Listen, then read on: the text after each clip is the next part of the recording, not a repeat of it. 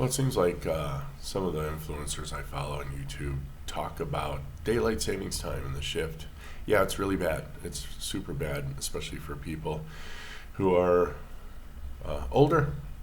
If you're metabolically unwell and you're in your 50s and then you're forced to reset your circadian rhythm, it takes several weeks. I mean, you think you get used to it, but your body doesn't adapt that quickly.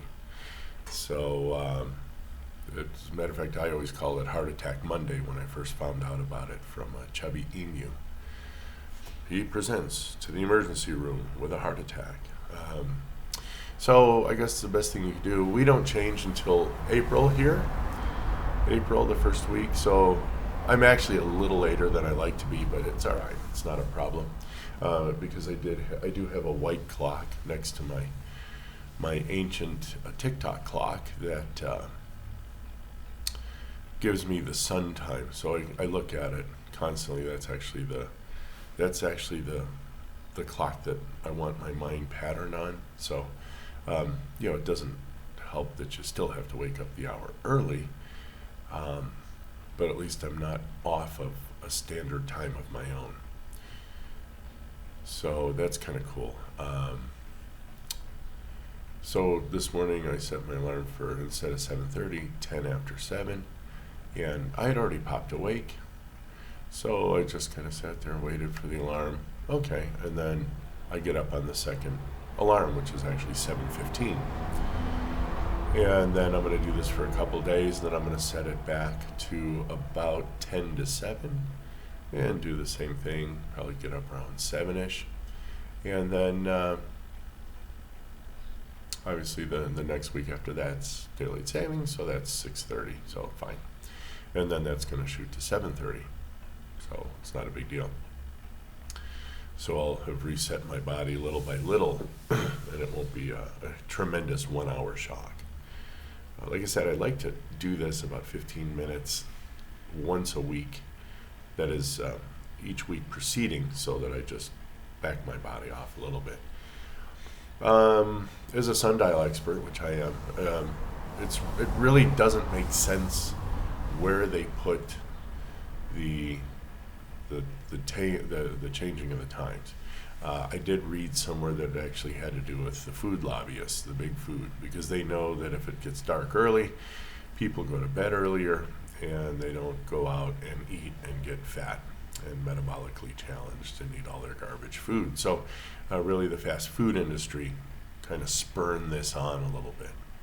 That's just some evidence I have. You look up, research your own, find out. The best time to do this would be, we have an equation of time, and there is a declination of the sun per year. So if you really want to maximize your sunlight, I can give you the way to do that. Generally, it would be right around the equinox, because no matter what, all over the world, on the equinox, you get 12 hours of sunlight. On the North Pole, the sun actually comes up halfway, and it just travels across the horizon. Actually, the Earth is traveling, just there's parallaxes and other things. The Earth is actually traveling so fast that the sun actually looks like that day it's either setting toward the winter on the North Pole or rising toward the summer slightly as it just circles around you.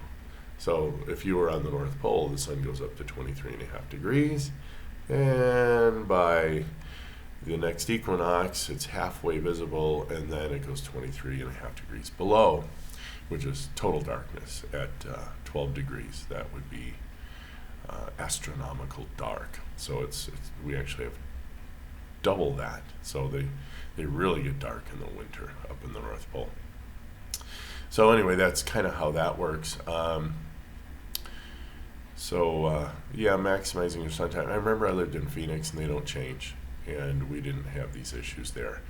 Although some companies, in order to keep up with the rest of the time zones, may have had their employees come in early. I think I had to do that only when I needed to come in to upload a module or something, because we did have a partner over in Wisconsin. So we had to kind of change that out a little bit. Doing good. Still maintaining. I hit the point, like I said, where I was 20-something years ago. This is where I belong. Again, there's little pieces of skin here and there that need to fall off. No more moobs, no more nothing, man. I'm just happy as a clam on bake day. I do my push-ups on Monday and Thursday. I either do HIIT or long walks on Tuesday and Friday. So I'm working out 4 days a week. Most of it is high intensity, bone strength, muscle strength. Yay. Isabella had an appointment, the epitome of health at her age. Yay. And I have a doctor friend of mine. We're in the stages where I don't know if I need to call this place or he's going to call me and let me know when to call this place. But either way, I can walk to it. I'd like my appointment around 12 to get rid of the morning effect. I will go without my coffee, which is not a problem. It's one day out of whatever, and I'll get my coffee after I get back, so I don't care. But yay, I'll finally, the numbers I'm truly interested in is triglyceride, HDL. And if they do the HbA1c, then yeah, I'll have seen what my sugar looks like over 3 months. And with that, if I get an insulin score, hopefully I can get that. And I think I did ask for some liver function tests, but we'll see.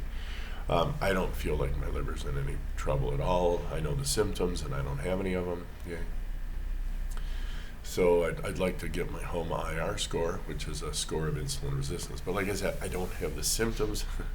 No more high blood pressure, no more visceral fat, nothing. So I guess the blood test is probably just to kind of verify that my cholesterol is going to be a little high, 200 something, and my HDL is going to be higher, and my triglycerides are going to be lower. So that's kind of what I'm looking for. Today they want pork chops. I'll make them pork chops. Yay, I don't want pork chops. I'll buy half a chicken, and I have eggs, and I have some chicharron, and I have some meat if I fancy eating something else. So it's all good. I'll make a salad today, sure. A little salad. And I seem to be tolerating it. So like I said, I really, after 10 months, finally, my gut is finally like, bruh, you're in good shape. I'm like, oh, thank God. So plenty of vinegar, plenty of good stuff. That's all I can tell you. Cool. So we'll cut this one off here today. You guys have a great one. Again, a little late here for the daylight savings time spiel, and I hadn't really remembered it much, like I said, because I'm on actual Earth Sun time. So I guess that'll do it. You're not in danger when you fall back, but you are definitely in danger when you spring forward. So take care of yourselves, guys. Be well. We'll talk soon. Bye.